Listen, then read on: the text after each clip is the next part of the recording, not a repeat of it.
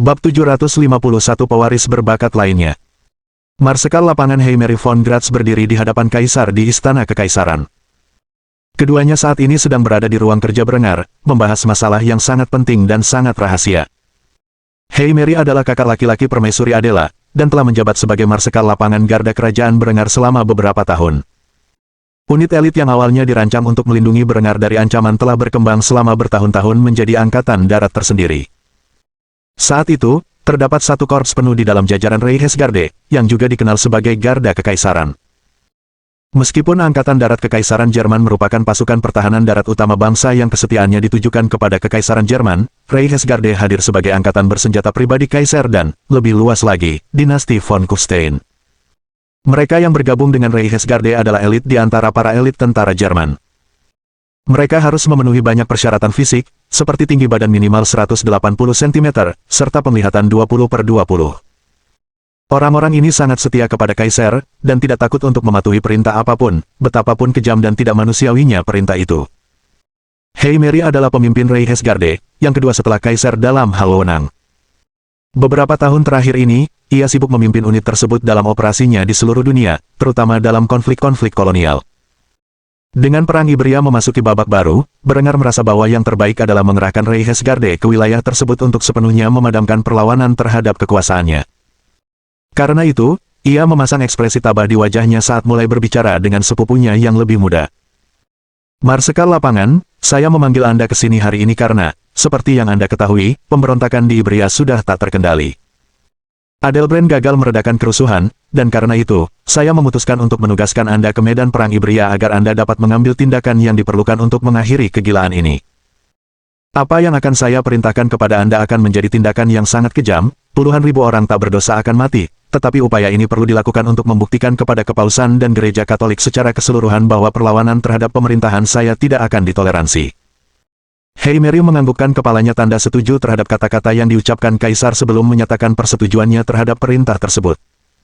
Katakan saja apa yang perlu kulakukan, dan anak buahku akan melakukan apa yang diperintahkan. Kau tak perlu meragukan kesetiaan Reichsgarde. Perintah Kaiser itu mutlak. Berengar tersenyum kejam ketika mendengar kata-kata itu sebelum mengangguk 3 kali. Setelah itu, ia memberikan perintahnya kepada Marsekal lapangan muda itu. Seperti yang sudah Anda ketahui, penggunaan senjata kimia di Afrika Selatan telah terbukti menjadi cara yang efisien untuk memusnahkan musuh. Saat ini, fasilitas kami sedang memproduksi stok senjata semacam itu dalam jumlah besar. Hanya dalam hitungan bulan, kami akan memiliki persediaan yang cukup untuk melaksanakan operasi yang saya rencanakan. Namun, perintah Anda adalah menggunakan senjata kimia ini untuk melumpuhkan kota Madrid. Setelah penduduk kota mati dan gas hilang, Anda harus mengambilnya dan menggunakan kota itu sebagai basis operasi bagi pasukan Anda saat mereka menyapu bersih semenanjung Ibria dan memusnahkan perlawanan yang tersisa. Jangan salah, jaringan propaganda kita akan menggunakan serangan ini sebagai ancaman terhadap mereka yang masih memilih untuk memberontak. Lawanlah, dan kotamu akan dihancurkan. Itulah pesan yang akan disampaikan.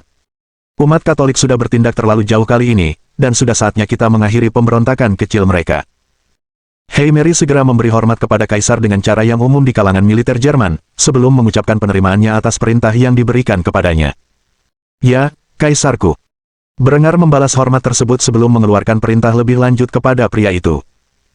Sambil menunggu senjata kimia diproduksi, kalian harus memasuki wilayah Ibria yang paling banyak bertempur, dan membabat habis desa-desa yang menunjukkan perlawanan paling besar. Saya ingin melihat berapa lama rakyat Ibria akan terus mendukung para pemberontak, padahal mereka harus membayarnya dengan nyawa mereka.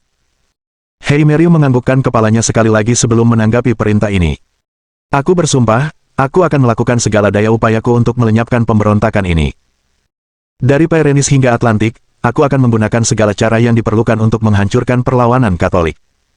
Berengar tersenyum dan menganggukkan kepalanya sebelum menepuk bahu pria itu. Aku sangat percaya padamu, sepupuku tersayang. Jika Adelbrand menyusahkanmu, katakan saja padanya bahwa kau adalah wakil dari kehendak Kaisar, dan bukan tugasnya untuk menghalangi seranganmu. Sudah jelas bagiku bahwa perhatiannya terhadap nyawa warga sipil telah memperpanjang perang ini lebih lama dari yang seharusnya. Umat Katolik akan menerima pemerintahanku, atau mereka akan disingkirkan. Tidak ada pilihan ketiga. Sekarang pergilah dan bersiaplah untuk perjalanan. Aku punya urusan lain yang harus kuurus. Heimeri memberi hormat sekali lagi kepada Kaisar sebelum meninggalkan kantornya. Saat ia keluar ruangan, ia bertemu dengan adik perempuannya, Adela, yang berdiri di ambang pintu. Ia tersenyum dan menyapa perempuan itu saat ia melewatinya. Yang mulia, senang bertemu denganmu. Sudah lama sejak pertemuan terakhir kita. Adela langsung menggembungkan pipinya dan cemberut saat dia memarahi kakak laki-lakinya karena bersikap terlalu formal. Hei Mary, aku adikmu. Kau tak perlu berbasa-basi seperti itu padaku. Kenapa kau selalu begitu sopan di dekatku? Hei Mary sedikit terkejut ketika mendengar hal ini dari saudara perempuannya sebelum menanggapinya. Mohon maaf yang sebesar-besarnya, Yang Mulia, tetapi Anda adalah permaisuri. Sama seperti saya harus menunjukkan rasa hormat kepada kaisar meskipun saya sepupu, saya juga harus menunjukkan rasa hormat yang selayaknya Anda terima. Permisi, saya ada urusan penting yang harus diselesaikan. Kita harus berkenalan lagi nanti. Adela mengerutkan kening ketika melihat kakaknya sendiri begitu sopan. Jika itu Gerhard, kakaknya yang lain, ia tahu Gerhard tidak akan seformal itu padanya. Lagi pula, Gerhard memang agak siskon. Pria itu bahkan pernah mencoba mencegah pertunangannya dengan Berengar. Hei Mary tidak seperti kakaknya. Ia jauh lebih ambisius, dan tahu siapa yang harus disembah, dan siapa yang harus diinjak. Setelah mengantar kepergian kakaknya, Adela mengunjungi Berengar di kantornya, tempat pria itu sedang bekerja keras, menandatangani persetujuannya di berbagai dokumen. Ia mengamati pria itu dan tindakannya sejenak sebelum mengumumkan kehadirannya. Berengar, apakah Anda punya waktu sebentar? Berengar mendongak dan melihat istri mungilnya yang berharga berdiri di hadapannya. Ia langsung tersenyum melihatnya, sebelum meletakkan penanya. Adela, sayangku, apa yang bisa aku lakukan untukmu? Wanita itu menghela napas sebelum duduk di depan Berengar. Setelah itu, ia menjelaskan alasannya berkunjung. Ini tentang Christopher.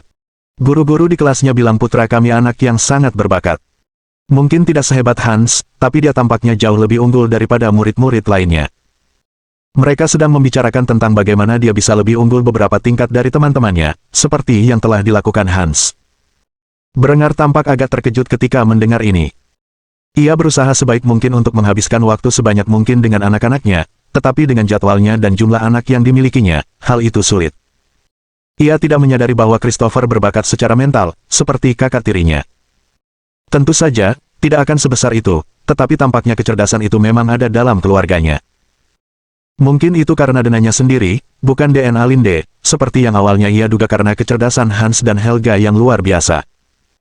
Meskipun sifat bakat ini sedikit membingungkan Berengar, karena ayahnya bukanlah orang yang cerdas, dan sebelum reinkarnasinya, Berengar di dunia ini adalah orang yang bodoh. Sang kaisar tidak dapat memahaminya, tetapi memutuskan untuk tidak peduli. Ia bukan ahli biologi dan karena itu tidak memiliki sarana untuk mempelajari gennya secara ekstensif dan menentukan apakah kecerdasan yang berlebihan merupakan bagian dari garis keturunannya, atau Linde. Yang ia tahu hanyalah bahwa ia memiliki dua calon pewaris yang berbakat, dan karena itu ia tersenyum sebelum mengangguk menyetujui saran para guru. Yah, kalau guru-gurunya bilang itu yang terbaik, aku tidak punya alasan untuk menahan anak itu. Mereka sudah mendapat izin dariku untuk menaikkannya beberapa tingkat. Adela tersenyum manis sebelum membungkuk di atas meja dan mencium pipi Berengar. Ia sedikit tersipu saat menarik bibirnya dan meninggalkan ruangan itu sambil meninggalkan satu kalimat. Kamu yang terbaik. Setelah mengatakan itu, Adela segera menghilang, meninggalkan Berengar dengan senyuman di wajahnya saat ia kembali bekerja. Bab 752 Mimpi Masa Lalu Bagian 1V. Mizuno Ai duduk berhadapan dengan seorang pemuda yang sangat biasa-biasa saja. Jika ia bisa mengatakan bahwa pemuda itu memiliki satu kualitas fisik yang patut dipuji, itu adalah otot-ototnya yang besar. Saat itu, ia dan Julian sudah saling kenal selama kurang lebih 3 bulan, dan hari ini hanyalah hari Sabtu biasa. Sejak bertemu Julian, Ai dirundung masalah dalam upayanya membujuk pria itu keluar dari pengasingannya di perpustakaan West Point. Ia sungguh tidak mengerti bagaimana pria itu bisa menjalani hidupnya dengan interaksi manusia sesedikit mungkin. Julian praktis menjadi seorang pertapa di luar studinya dan acara sosial yang diwajibkan akademi. Baik Ai maupun Julian memiliki jadwal kosong akhir pekan ini, dan karena itu, ia menyeret Julian keluar dari perpustakaan dan pergi ke taman hiburan di kota. Baru sekarang ia mulai memahami seberapa parah kecemasan sosial Julian. Ai dengan saksama mengamati keringat di dahi Julian yang bercucuran, berjuang menghadapi kerumunan besar. Pria yang biasanya tenang, kalem, dan agak brengsek itu kini menghentakkan kakinya dengan panik, matanya melirik ke sana kemari. Ia perlahan menyesap milkshake-nya, pandangannya kosong. Mereka berdua berhenti untuk makan siang di salah satu restoran mahal yang tersedia di taman. Jika ada dua hal yang Julian nikmati di dunia ini, itu adalah burger keju dan milkshake. Tentu saja, ia tak pernah sanggup membayar harga makanan taman hiburan, dan karena itu, Ai yang membayar makanannya, sama seperti yang dilakukannya dengan tiketnya. Ai mengamati perilaku pria itu yang tak biasa saat ia mengemil burger dan minum milkshake-nya. Ia merasa kecemasan pria itu menggemaskan. Julian jarang menunjukkan kelemahan. Biasanya ia bersikap angkuh saat berhadapan dengan orang lain, seolah-olah ia adalah dewa yang turun dari surga, sementara orang-orang di sekitarnya hanyalah kera tak berbulu. Ketidaksukaannya pada keramaian membuatnya tampak lebih manusiawi, tetapi yang lebih penting, kelemahan itu bisa dimanfaatkan Ai jika pria itu bertindak berlebihan. Akan tetapi, dia tidak pernah mengakui bahwa dia mempunyai niat yang begitu kejam. Sebaliknya, dia memasang wajah meyakinkan seperti seorang teman yang khawatir, sambil memegang tangan Julian yang gemetar, dan mencoba menenangkannya. "Kamu baik-baik saja, Julian. Kamu kelihatan agak kurang sehat." Julian gelisah, dikelilingi begitu banyak orang, dan teriakan kegirangan mereka. Ia hampir menamparkan wajah gadis itu ketika disentuh tanpa izin. Matanya segera melirik wajah cantik Ai, seolah-olah ia sedang mengincar targetnya sebelum melancarkan serangan. Ada raut kekhawatiran yang tulus di wajah cantik Ai saat ia memeriksa kondisi Julian, yang membantunya menenangkan diri. Mengetahui kepribadian Julian, Ai bisa menduga Julian akan menyangkal kondisinya, dan malah berpura-pura baik-baik saja di tengah keramaian. Hal ini hanya akan menambah kecemasannya, karena ia akan dipaksa berpura-pura sepanjang hari. Namun, sesaat kemudian, Julian mendesah dan mengatakan sesuatu yang tak terduga. "Aku tidak akan berbohong. Aku sedang tidak baik-baik saja sekarang. Orang-orang, terutama yang jumlahnya banyak. Aku merasa mereka mengganggu." Ai tak kuasa menahan tawa melihat ekspresi Julian yang kesakitan. Julian bereaksi dengan melotot ke arah perempuan muda itu hingga berhenti, yang akhirnya ia lakukan, lalu menguliahinya tentang gaya hidupnya. "Yah, itu tidak mengejutkan. Kau menghabiskan waktu sebanyak mungkin menyendiri di perpustakaan, hanya ditemani buku-buku. Bahkan, aku rasa aku belum pernah melihatmu berinteraksi secara sukarela dengan manusia lain." Julian tampak bingung saat mendengar ini. Ia tidak mengerti maksud gadis itu. Ia hanya bisa meminta klarifikasi tentang masalah ini. "Mengapa aku harus melakukannya?" Kedua sahabat itu saling menatap dalam diam sejenak, seolah-olah mereka berasal dari dua planet yang berbeda. Ai hanya bisa menghela napas dan membenamkan wajahnya di telapak tangannya. Saat itu, ia merasa seperti sedang mengajari seorang anak kecil tentang cara bergaul dengan orang lain. "Karena kamu tidak bisa melakukan semuanya sendirian di dunia ini. Kamu butuh bantuan orang lain, terutama jika kamu bergabung dengan militer. Jika kamu tidak bersosialisasi dengan unitmu, mereka akan merasa tidak bisa mempercayaimu. Aku berani bertaruh kamu belum pernah bicara sepatah kata pun dengan siapapun di barak sejak pertama kali bergabung dengan akademi, kecuali mungkin basa-basi. Aku benar, kan?"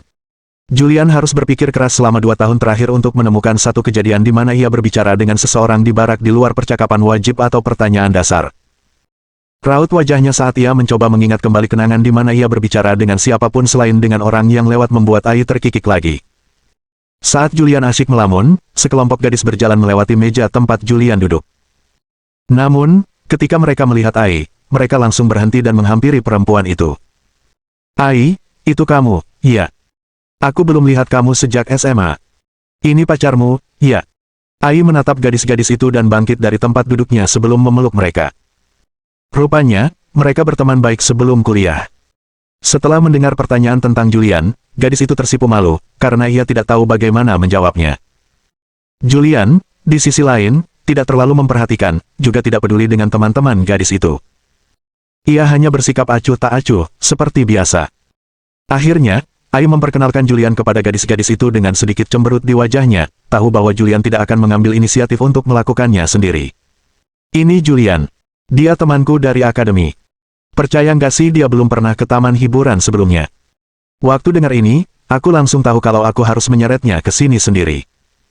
Tapi, dia sepertinya nggak suka sama kebaikanku. Gadis yang tampaknya paling dekat dengan Ai itu langsung curiga ketika mendengar hal itu dan mulai membedah pernyataan Ai di hadapannya. "Teman? Ya. Entahlah kalau kamu, tapi biasanya aku nggak bakal ngajak cowok ke taman hiburan kecuali aku lagi kencan sama dia." Mendengar ini, Julian merasa malu. Ia bahkan tak pernah mempertimbangkan kemungkinan bahwa ini adalah kencan, dan langsung tersipu malu di sudut ruangan sambil tetap diam. Ia akan membiarkan Ai menjelaskan kesalahpahaman ini untuknya. Tentu saja, Ai membela pernyataannya dengan upaya yang kurang meyakinkan. Kak, kencan. Enggak. Bukan begitu. Kita cuma dua teman yang lagi nongkrong di taman hiburan, kan, Julian? Julian menghela napas lega mendengar ini. Iya benar. Mustahil gadis seperti Ai tertarik padanya. Karena itu, ia tidak merasa bersalah, karena ia memasang ekspresi tabah saat mengoreksi pernyataan Ai di depan teman-temannya.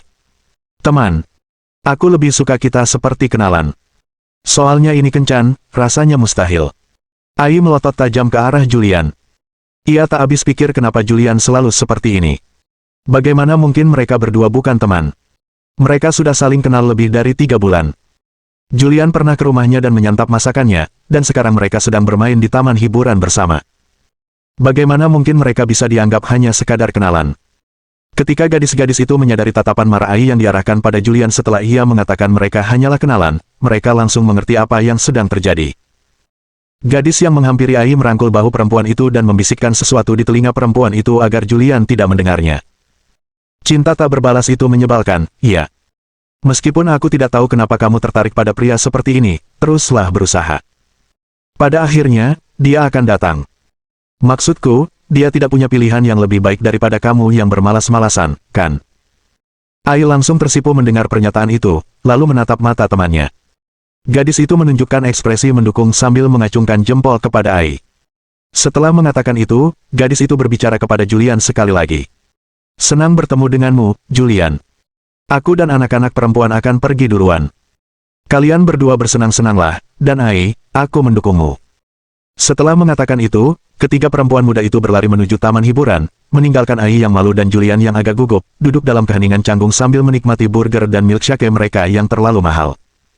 Ai akhirnya berhasil membujuk Julian keluar dari zona nyamannya dan mengajaknya bersenang-senang menaiki beberapa wahana bersama. Tak lama kemudian, Itami terbangun dari mimpinya dan menatap langit-langit dengan ekspresi sedih di wajah cantiknya. Ia hanya bisa mendesah pasrah sambil memikirkan mimpinya. Julian, dasar idiot sialan. Kau mungkin tidak sadar sampai hari kematianmu bahwa itu seharusnya kencan pertama kita. Ia membalikkan badan di atas futonnya dan berbaring miring sambil berusaha tidur kembali. Namun, malam itu, Itami tak kunjung beristirahat, dan akan terjaga hingga matahari terbit, bertanya-tanya mengapa Julian tak pernah menyadari perasaannya. Bab 753 mendapatkan adik laki-laki bagian 2. Numi duduk di dalam kelas, menatap ke seberang tempat duduknya, ke tempat Pangeran Kekaisaran duduk, dengan penuh perhatian memperhatikan kuliah yang sedang berlangsung. Senyumnya lebar saat ia mengagumi anak laki-laki kecil yang telah ia bentuk untuk menjadi adik laki-lakinya. Sebentar lagi, bel akan berbunyi, dan waktu makan siang akan dimulai. Ia telah menyiapkan hidangan istimewa untuk Pangeran Kekaisaran, berharap ia akan menikmati masakannya sekali lagi. Benar saja, bel berbunyi, dan guru menghentikan pelajaran. Anak-anak berkumpul dalam kelompok masing-masing dan mulai menuju ruang makan. Numi menghampiri Hans sebelum ia sempat lepas dari cengkramannya dan tersenyum sebelum menyerahkan bekal makan siang buatannya. Hansi, kamu mau makan siang bareng aku? Aku sudah buatkan makanan kesukaanmu, kan? Hans merasa gelisah ketika mendengar nama panggilan yang diciptakan gadis itu untuknya. Sejak ia mulai berinteraksi dengan gadis itu menjadi semakin ramah, meskipun ia tidak keberatan karena gadis itu sangat memanjakannya, seperti yang dilakukan ibunya. Akhirnya, ia memutuskan untuk menerima tawaran gadis itu, dan mereka berdua pergi ke kafetaria tempat gadis itu mengeluarkan makanannya dan memberikannya kepada Hans. Hidangannya adalah kaserole keju ayam buffalo buatan sendiri.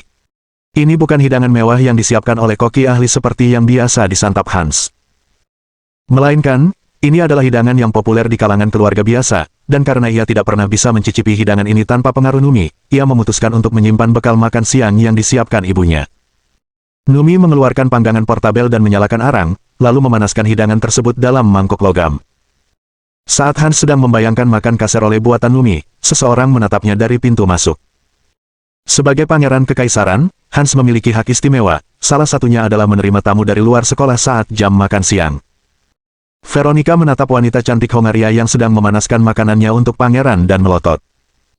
Ia datang jauh-jauh dari sekolah putri bergengsinya untuk mengunjungi tunangan kecilnya, dan makan bersama, tetapi seorang pelacur telah menidurinya saat ia pergi. Kenapa Hans tak pernah menyebut-nyebut gadis ini padanya? Siapa dia, dan bagaimana dia bisa mengenal Hans? Apa rencananya? Semua itu terlintas di benak Veronica saat ia melihat mereka berdua mengobrol dengan senyum riang. Hans tersenyum. Kenapa ia tak pernah tersenyum di dekatnya? Veronica akhirnya kehilangan ketenangannya ketika melihat si gadis kecil berambut merah berdada besar menyuapi anak laki-laki itu dengan sendoknya. Ia menatap pemandangan itu dan menjatuhkan kotak makan siangnya, yang berdentang keras di lantai. Kemarilah Hansi, biar kakak suapi. Buka lebar-lebar. Sebelum Hans sempat menerima sesendok kaserol itu, lengan Veronica mencengkeram erat tangan Numi, mencegahnya menyuapi anak laki-laki itu. Tatapan mata heterokromatik Veronica tajam saat ia memarahi wanita cantik Hongaria itu karena telah merayu tunangannya. Hansi. Kenapa kau memanggilku Hans dengan nama panggilan kekanak-kanakan? Numi menggigil melihat Veronica yang murka. Ia tahu anak laki-laki itu punya tunangan karena ia pernah mendengar rumor-rumor itu, tetapi ia tak pernah menyangka salah satu dari mereka akan menyerbu sekolahnya dan memergokinya. Ia memaksakan senyum manis di wajahnya saat mencoba menyapa gadis yang berdiri di depannya, tetapi Veronica tak menghiraukannya. Kamu pasti Veronica. Aku sudah banyak mendengar tentangmu dari Hansi. Sebelum gadis itu sempat menyelesaikan kalimatnya, Veronica menamparkan pipinya dengan keras, meninggalkan bekas telapak tangan merah. Numi menatap Putri Bohemia dengan kaget saat ia dimarahi lagi. Dasar jalang. Siapa bilang kau boleh mendekati pangeran kekaisaran? Apa kau pikir kau pantas? Hans, aku tidak mau kau bicara dengan gadis ini lagi. Ikut aku. Kita makan siang dulu. Veronica mencengkeram lengan Hans dan mencoba menjauh ketika si bocah kecil menamparkan wajahnya. Hal itu mengejutkan Putri Bohemia dan semua orang di kafetaria yang menyaksikan drama cinta segitiga kecil ini. Veronica tak percaya Hans baru saja memukulnya, dan langsung tersungkur ketakutan. Hans yang... Air mata mengalir di matanya saat dia mencoba bertanya mengapa Hans begitu kejam padanya, tetapi tatapan tajam di mata anak laki-laki itu yang disertai omelan verbalnya mengungkap alasannya bahkan sebelum dia bisa mengajukan pertanyaan itu. Beraninya kau bilang aku boleh dan tidak boleh bergaul dengan siapa? Kau pikir kau siapa? Aku Pangeran Hans von Kufstein dan pewaris Kekaisaran Jerman, tapi kau pikir hanya karena kau tunanganku, kau berhak mengendalikanku. Veronica, kurasa kau sudah terlalu lama di sini. Kembalilah ke sekolah khusus perempuanmu sebelum aku marah. Setelah mengatakan itu, anak laki-laki itu tidak melirik Veronica sedikit pun, dan malah memeriksa kondisi Numi. Kata-kata selanjutnya menusuk hati Veronica, membuatnya laris sambil menangis. Kak Numi, kamu baik-baik saja. Semoga gadis itu tidak menyakitimu. Hal terakhir yang dilihat Veronica sebelum ia berlari meninggalkan sekolah adalah Numi mendekap anak laki-laki itu dalam pelukannya dan membelai rambutnya sambil menyeringai nakal. Oh, Hansi kecilku yang manis, ini bukan salahmu. Wajar saja kalau anjing kecil itu cemburu dengan hubungan kita. Setelah berkata demikian, mereka berdua meneruskan makannya, sedangkan Veronica terpaksa meninggalkan tempat kejadian karena malu. Tak butuh waktu lama bagi Linde untuk mendengar kabar tentang insiden ini. Lagi pula, ada banyak mata yang mengawasi anak-anaknya setiap saat. Ketika mengetahui insiden ini, ia langsung menghentikan pekerjaannya di Intelijen Nasional. Alih-alih menangani urusan negara yang krusial, ia justru mencari semua informasi yang ia bisa tentang gadis cantik Hungaria bernama Numi. Linde menatap laporan di tangannya dengan cemberut. Foto-fotonya belum ada, dan karena itu, ia hanya bisa membaca deskripsi gadis remaja itu, yang membuat sang ibu yang terlalu protektif marah. Rambut merah panjang, mata ungu, dan yang terpenting, sosoknya yang berkembang, meskipun usianya masih muda. Hal ini, ditambah dengan laporan bahwa Numi memaksa sang pangeran untuk menelepon kakak perempuannya, memperjelas bagi Linde bahwa gadis itu hanyalah tiruan murahan dari dirinya sendiri. Gagasan bahwa bayi laki-laki kesayangannya jatuh ke dalam cengkeraman seorang perempuan muda Hongaria membuat Linde marah dan cemburu. Hans masih anak kecil yang membutuhkan ibunya, jadi mengapa ia mengejar versi dirinya yang lebih muda begitu cepat? Ia seharusnya hanya melakukan itu ketika ia sudah lebih besar. Ini tidak bisa diterima. Linde tidak punya pilihan selain bertemu langsung dengan gadis ini dan melihat apa rencananya untuk bayi laki-lakinya yang berharga. Saat ini, Linde sedang berada di kantornya di markas intelijen Kekaisaran. Setelah membaca laporan ini dan mengambil keputusan, ia bergegas keluar ruangan, mencari seseorang. Tak lama kemudian, ia menemukan seorang perempuan muda berambut pirang yang merupakan sekretarisnya. Perempuan ini sedang menyeduh secangkir kopi, yang langsung dihentikan Linde saat ia memberikan pesanan lain. Aku ingin kau menemukan Vasuli Numi ini, dan mengundang jalang kecil itu ke istana. Aku berharap bisa segera bertemu dengannya. Sekretaris itu menyadari ada sedikit permusuhan di mata biru langit Linde, dan langsung menelan ludah yang menggenang di tenggorokannya. Tak ada yang lebih menakutkan bagi anggota intelijen Kekaisaran selain direktur saat ia marah. Apalagi jika kemarahan itu ditujukan kepada seseorang yang telah mengincar keluarganya. Melihat perempuan itu terdiam ketakutan, Linde memelototinya tajam sebelum bertanya mengapa ia masih diam. Kenapa kamu cuma berdiri di situ? Ayo, kerjakan. Wanita itu segera meletakkan teko kopinya dan memberi hormat kepada Linde sebelum bergegas pergi untuk menyelesaikan tugas yang diberikan kepadanya. Hans sama sekali tidak menyadari bahwa insiden kecil antara Veronica dan Numi telah sampai ke telinga ibunya bahkan sebelum jam sekolah berakhir. Maka, sungguh mengejutkan ketika seorang agen intelijen kekaisaran mendatangi Numi setelah kelas dan mengundangnya ke rumahnya. Saat itulah ia tahu bahwa ia telah mengacau. Hanya ada satu alasan mengapa ibunya tahu tentang Numi, yaitu karena ia telah membuat keributan. Hans takut membayangkan apa yang mungkin dilakukan ibunya ketika mengetahui hubungan gelapnya dengan seorang gadis asing. Maka, saat digiring kembali ke istana oleh anggota intelijen kekaisaran, Hans dan Numi menggigil ketakutan. Bab 754 mendapatkan adik laki-laki bagian 3. Linde duduk di sofa panjang dengan satu kaki disilangkan. Senyum manis tersungging di wajahnya yang elok, sementara perhiasan emas putih dan topas biru langit yang dikenakannya berkilauan diterpa sinar matahari yang menerobos jendela-jendela di dekatnya. Ia telah mengerahkan seluruh kemampuannya untuk pertemuan dengan pelacur muda Hongaria yang mengejar putranya yang berusia 7 tahun ini. Bahkan Numi terkesan dengan penampilan memukau wanita itu saat ia menyesap secangkir teh berisi kopi. Meskipun gadis itu menggigil ketakutan akan apa yang mungkin terjadi padanya. Sekelompok pengawal dari intelijen kekaisaran mengawalnya ke istana, dan dari raut wajah wanita yang duduk di hadapannya, ini adalah sebuah interogasi. Linde dapat merasakan gadis remaja itu terintimidasi oleh kehadirannya, membuatnya tersenyum saat ia menguliahi gadis itu tentang semua yang ia ketahui. Fasoli Numi, usia 13 tahun, tanggal lahir tanggal 2 Juli tahun 1412. Lahir di kerajaan Hongaria yang bertetangga dengan keluarga bangsawan besar, Anda berimigrasi ke Jerman kurang dari setahun yang lalu setelah keluarga Anda mengalami kesulitan ekonomi akibat sanksi ekonomi dunia Katolik. Anda memiliki seorang kakak perempuan yang telah meninggal dunia, dan seorang kakak laki-laki yang masih hidup yang merupakan pewaris tanah keluarga Anda. Saat ini, Anda dirawat oleh seorang pelayan keluarga Anda bernama Dudas Lila, yang saat ini menjadi simpanan seorang perwira muda Jerman di penjaga perbatasan. Anda tinggal di kota Kufstein dengan uang saku yang cukup besar dari keluarga Anda dan bersekolah di Royal Kufstein Academy sebagai bagian dari program berbakat. Kira-kira setengah tahun yang lalu, kau pertama kali menghubungi putraku. Awalnya kukira kau hanya teman Hans kecilku, tapi hari ini kau membuat keributan dengan memicu konflik dengan putri Veronica. Karena itu, aku yakin kau punya motif tersembunyi terhadap putraku. Jadi, bagaimana kalau kau ungkapkan niatmu sebelum aku menggunakan cara yang lebih keras untuk mengetahui kebenarannya? Kerangka Numi hampir melompat keluar dari kulitnya ketika ia mendengar wanita cantik berambut merah di seberangnya dengan akurat menceritakan begitu banyak informasi tentang hidupnya. Ketika mata biru langit yang tajam itu menatapnya, gadis yang tak berpengalaman itu langsung melontarkan alasannya mendekati Hans. Aku selalu menginginkan seorang adik laki-laki. Linde dan Hans menatap gadis remaja itu dengan curiga dan bingung ketika dia mengucapkan kata-kata ini, dan Linde pun menginterogasinya lebih lanjut. Bagaimana apanya? Meskipun tampak tenang, direktur intelijen itu mencengkeram sandaran sofa dengan erat. Jika tangannya sedikit lebih kuat, ia mungkin bisa mematahkannya menjadi dua. Hal ini disadari oleh Hans dan Numi, membuat gadis itu menarik napas dalam-dalam sebelum mengutarakan niatnya dengan cara yang masuk akal. Saya anak bungsu di antara saudara-saudara saya, dengan seorang kakak perempuan dan seorang kakak laki-laki. Mereka berdua sangat memanjakan saya sejak kecil, sampai-sampai saya selalu ingin punya adik untuk berbagi kasih sayang yang saya terima. Lebih tepatnya, seorang adik laki-laki. Saat pertama kali melihat Hans, dia seperti bayangan saya tentang seorang adik laki-laki. Dia sangat imut, dan terlalu pintar untuk kebaikannya sendiri. Jadi saya mengamatinya selama beberapa minggu, mencoba mencari cara terbaik untuk berbicara dengannya. Saya perhatikan dia selalu menghabiskan makanan yang disiapkan untuknya dengan senyum bahagia di wajahnya, kecuali pada hari Kamis, di mana dia punya kaserole tertentu yang sepertinya tidak pernah dia habiskan. Karena itu, saya membuatkannya roti lapis tuna dan memberikannya kepadanya, karena saya tahu dia pasti akan tertarik memakannya, alih-alih apa yang disiapkan untuknya hari itu.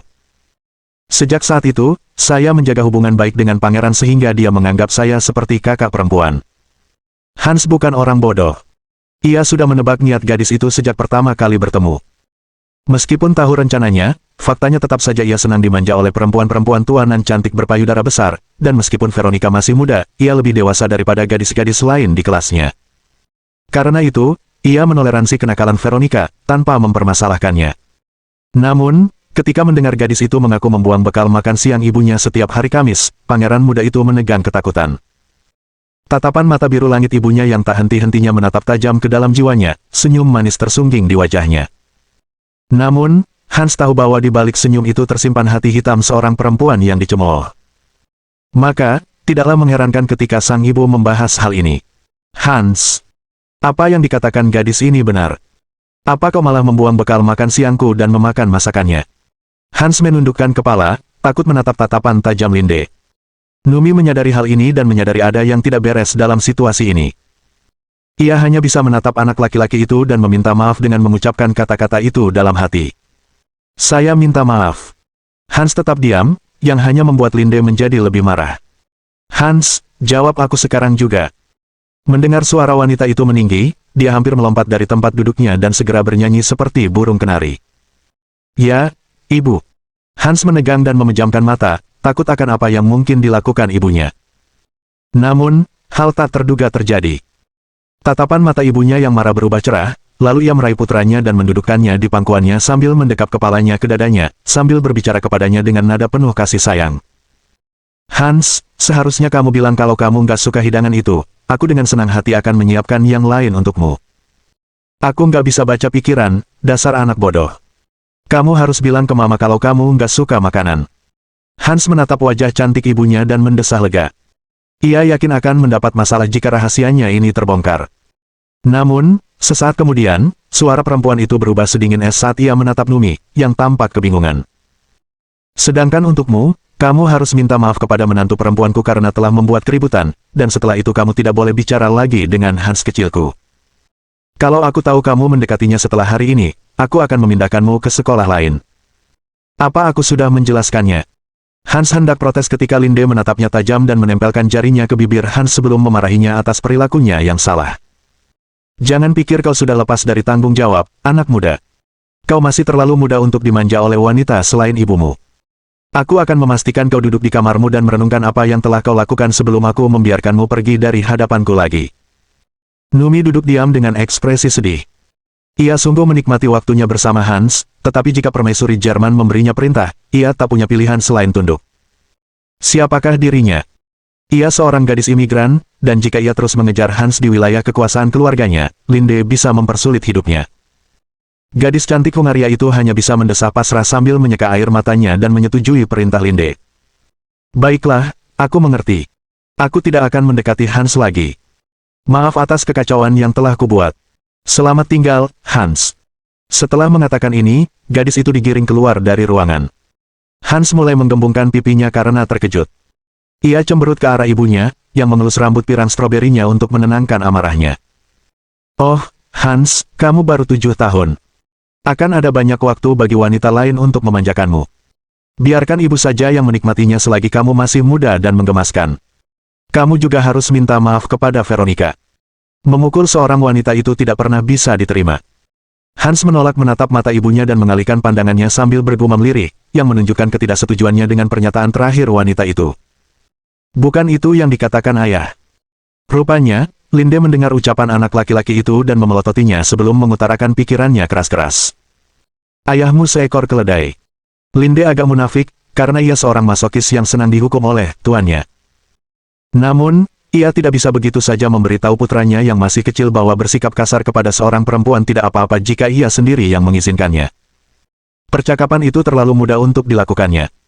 Namun, Hans menatap ibunya dengan kagum sebelum mempertanyakan apa yang baru saja dikatakan perempuan itu. Kupikir kamu mencintai ayah. Menanggapi pertanyaan ini, Linde menatap putranya dengan kebingungan di mata biru langitnya.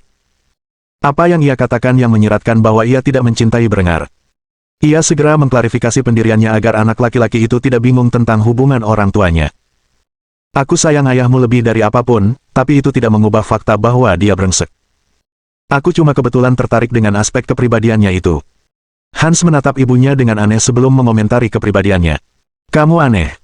Linde hanya tersenyum dan menepuk rambut anak laki-laki itu sebelum menanggapi pernyataan ini. Dan kau anakku, jadi lakukan apa yang kukatakan dan minta maaf pada tunanganmu, atau aku akan mengurungmu di kamarmu selama sebulan. Sang pangeran cemberut sekali lagi, saat ia mencoba menolak perintah ibunya. Tapi ayah bilang. Tatapan tajam Linde menembus jiwa Hans saat dia berbicara dengan suara tegas, membungkamnya sebelum dia bisa menyelesaikan pikirannya. Aku tidak peduli apa yang ayahmu katakan, kamu akan melakukan apa yang aku katakan. Hans hanya bisa menundukkan kepala tanda menyerah dan menyetujui permintaan ibunya. Mungkin jika Brenger ada di sini saat ini, ia akan meyakinkan Linde bahwa anak itu tidak perlu meminta maaf. Lagi pula, apa yang dikatakannya sebagian besar memang benar. Namun, ketika Kaisar sedang sibuk bekerja, kekuasaan Linde sangat mutlak dalam urusan rumah tangga. Oleh karena itu, Hans hanya bisa mendekati Veronica dan meminta maaf atas perkataannya, meskipun ia tidak bermaksud demikian. Bab 755 Pengenalan film dan foto pertama di dunia.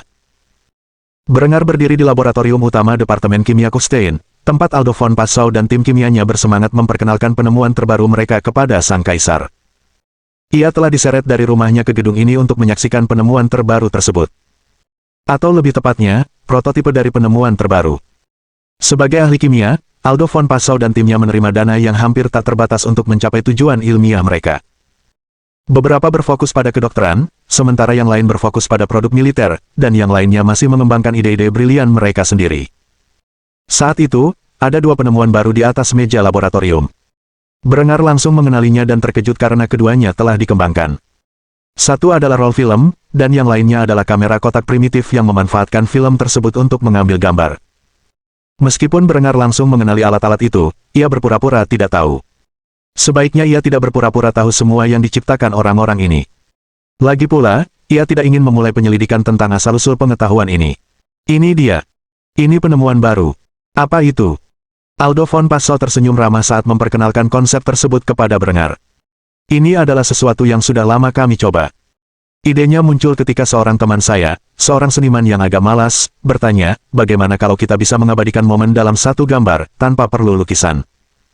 Bersama rekan-rekan saya di Departemen Kimia, dan beberapa teman saya yang mengerti teknik, kami menghasilkan karya yang Anda lihat di sini. Hasilnya adalah sebuah roll film yang tampak cukup modern. Brenger mengambilnya dan mengamatinya sejenak sebelum meminta penjelasan tentang proses pembuatannya. Bagaimana kamu membuatnya? Aldo menyeringai bangga saat mengumumkan cara yang ia gunakan untuk membuat film tersebut. Kami memulai dengan campuran perak dan klorin, yang menghasilkan senyawa yang disebut perak klorida. Setelah banyak percobaan, kami menemukan bahwa zat kimia ini sensitif terhadap cahaya, dan setelah mengkristalkannya, kami bereksperimen untuk memanfaatkannya. Akhirnya, kami memutuskan untuk menggunakan campuran kristal perak klorida dengan gelatin yang kami aplikasikan pada substrat seluloid. Kami telah mencoba banyak kombinasi kimia, tetapi inilah hasil terbaik yang kami dapatkan. Akhirnya, seorang teman teknik saya merakit perangkat lain ini untuk memanfaatkannya. Kami baru saja akan mencobanya, dan saya pikir Anda pasti ingin menjadi yang pertama di dunia. Brenger menatap kamera itu dan menyadari bahwa itu adalah kamera kotak biasa. Kamera kotak terbuat dari kardus atau plastik dengan lensa cembung cekung di satu sisi, dan film di sisi lainnya. Dengan menekan sebuah tombol, kamera itu dapat mengambil foto diam. Brenger senang karena orang-orang ini mau mengikut sertakannya dalam eksperimen mereka, terutama karena tampaknya mereka benar-benar memiliki produk yang berfungsi. Maka, sambil mengenakan pusaka kerajaannya, Brenger tersenyum sambil berdiri berdampingan dengan tim ahli kimia dan beberapa insinyur. Mereka berdiri di samping meja yang berisi roll film dan prototipe kamera kotak lainnya. Seorang anggota Departemen Kimia, yang tidak ikut serta dalam kedua proyek tersebut, memegang perangkat tersebut di tangannya, setelah diberi instruksi penggunaannya dengan cermat. Setelah semua orang berada di posisinya, ia menekan tombol, dan dengan kilatan cahaya yang besar, foto pun diambil. Meskipun membutuhkan upaya untuk mengembangkan negatif menjadi foto yang layak, para ilmuwan yakin bahwa mereka telah mengambil foto pertama di dunia. Brenger sangat terkejut dengan kunjungan ini, dan langsung bertanya kepada Aldo tentang kemungkinan produksi skala besar. Aldo, berapa lama waktu yang kamu butuhkan untuk mengetahui hasilnya? Lebih tepatnya, berapa lama lagi sebelum kita bisa mulai memproduksi kamera kotak dan film ini? Aldo tahu Brenger terlalu bersemangat, sesuatu yang aneh bagi seseorang yang biasanya bersemangat dengan perangkat keras militer, bukan produk sederhana seperti ini. Setelah pengembangan senjata kimia, yang membuatnya malu menyebut dirinya ahli kimia, Aldo tak dapat menahan diri untuk mempertanyakan niat Brenger. Mengapa kamu bertanya? Brenger tidak takut mengungkapkan rencana yang ia miliki untuk foto-foto ini. Meskipun ia tidak menyadari keraguan Aldo tentang perkembangan kimia dalam peperangan, ia dengan senang hati menjelaskan tujuan praktis kamera. Saya baru saja mendapat ide cemerlang. Kita bisa menggunakan perangkat ini di bidang intelijen, dokumentasi pemerintah, dan propaganda. Bisakah Anda bayangkan? Katakanlah salah satu agen kita berada di lapangan, jauh di belakang garis musuh, dan mereka menemukan bukti konspirasi musuh. Mereka bisa memotret dokumen-dokumen ini, dan mengirimkannya kembali ke negara asal agar tindakan balasan yang tepat dapat dilakukan. Lalu ada Departemen Propaganda. Kita bisa memotret peristiwa-peristiwa besar dan memajangnya di surat kabar nasional. Rakyat bisa melihat sendiri kehebatan negara kita, bukan hanya sekadar membaca. Lalu ada tujuan identifikasi pemerintah. Misalnya, di bidang imigrasi, sebaiknya memiliki kartu identitas yang sah dengan foto, sehingga kita dapat menentukan apakah pemegangnya berbohong tentang status kependudukannya. Ada banyak sekali aplikasi teknologi ini, dan mungkin suatu hari nanti kita bisa mengembangkan cara untuk tidak hanya mendokumentasikan satu momen dalam waktu, tetapi juga perjalanan waktu itu sendiri. Bayangkan, Aldo, kamu dan timmu baru saja mengubah cara dunia bekerja. Aldo terkejut melihat seberapa jauh Berengar telah memikirkan penggunaan penemuan terbaru ini. Baru beberapa saat sejak Berengar menyaksikan penggunaannya, namun ia sudah memikirkan begitu banyak cara untuk memanfaatkannya demi kebaikan masyarakat. Dokumentasi, intelijen, dan propaganda semuanya dapat diuntungkan dari perangkat ini. Bahkan, bidang-bidang ini akan sangat terpengaruh, sehingga orang-orang yang bekerja di dalamnya harus memikirkan kembali cara mereka bekerja. Berbeda dengan gas klorin, penemuan ini dapat digunakan untuk membantu kekaisaran lebih dari sekadar efek mematikan. Ia senang dapat menebus kesalahannya dengan penemuan yang bermanfaat setelah menjadi perancang utama proyek senjata kimia. Karena itu, ia memikirkannya sejenak sebelum mengutarakan pendapatnya tentang berapa lama waktu yang dibutuhkan untuk mengirimkan perangkat ini ke tangan mereka yang membutuhkan. Kami bisa mulai berproduksi dalam 3 hingga 6 bulan. Setelah itu, saya rasa akan butuh waktu sebelum kami bisa memproduksi perangkat ini dalam jumlah yang cukup untuk digunakan secara efisien oleh berbagai departemen pemerintah yang membutuhkannya. Namun, dalam beberapa tahun ke depan, perangkat ini akan digunakan secara umum di seluruh Reich. Berengar senang ketika mendengar ini, dan menganggukkan kepalanya dengan senyum tegas di wajahnya. Bagus, sangat bagus. Baiklah, saya serahkan pekerjaan Anda, dokter. Pastikan Anda tidak mengecewakan saya. Saya menantikan hari-hari ketika agen saya dapat menggunakan ini di lapangan. Setelah mengatakan ini, Berengar meninggalkan Departemen Kimia Kufstein dan kembali ke istana. Ia memiliki banyak rencana untuk perangkat-perangkat ini, dan senang bahwa bawahannya semakin maju dalam pengetahuan di bidang mereka. Berengar telah memberi bangsa Jerman sarana untuk menjadi yang terdepan di dunia. Kimia, fisika, biologi, astronomi, teknik, semua bidang ini setidaknya telah dipahami oleh Berengar sebagai ilmu dasar tingkat sarjana abad ke-21, dan dengan demikian mendidik orang-orang yang paling tepat untuk mengembangkannya. Bertahun-tahun sejak ia memperkenalkan pengetahuan ini kepada rakyatnya, banyak warganya telah terdidik, dan mereka yang berbakat telah masuk dan lulus dari universitas-universitas yang didirikan Berengar. Dari tim yang terdiri dari beberapa lusin ahli kimia, Berengar kini memiliki ratusan orang yang bekerja untuknya. Masing-masing dari mereka semakin bersemangat untuk memberikan kontribusi besar bagi dunia. Ia tak akan terkejut jika dalam 100 tahun, kekaisaran Jerman di dunia ini telah mencapai bulan. Sungguh lucu membayangkannya. Sebuah masyarakat dengan pola pikir abad ke-19, tetapi dengan teknologi abad ke-21 yang ada di abad ke-16, sementara seluruh dunia masih berada dalam lingkungan Renaissance.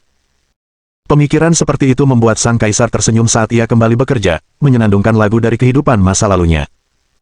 Bab 756 apa yang mungkin menjadi bagian L. Berengar kembali berbaring di tempat tidurnya dengan senyum cerah di wajahnya. Di sampingnya berbaring 2 perempuan telanjang. Satu adalah adik perempuannya, Henrietta, dan yang lainnya adalah sepupunya, Adela. Mereka bertiga baru saja menikmati waktu berkualitas bersama sebelum tidur.